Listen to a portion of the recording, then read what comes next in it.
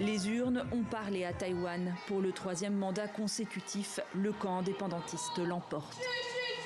Un scrutin lourd d'enjeux géopolitiques.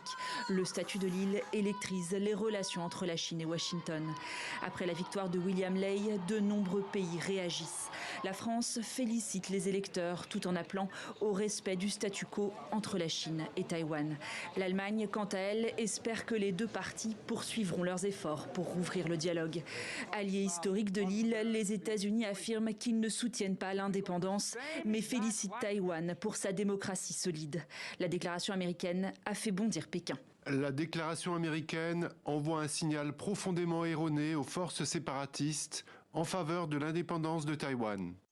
Quelques heures après les résultats, Pékin mettait en garde. Le vote n'entravera pas la tendance inévitable d'une réunification avec la Chine.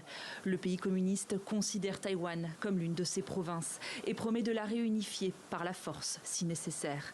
Réaction du ministère taïwanais des Affaires étrangères qui appelle Pékin à respecter les résultats de l'élection présidentielle.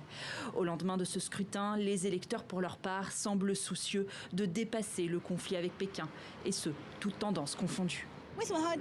Ces dernières années, Taïwan s'est émancipé. Nous ne voulons pas revenir à l'ancienne situation. Nous ne voulons plus être liés à la Chine.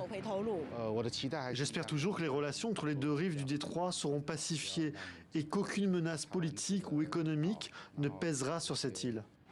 Selon plusieurs sondages, moins de 3% des Taïwanais s'identifient comme chinois, mais l'île reste largement dépendante de la Chine sur le plan économique.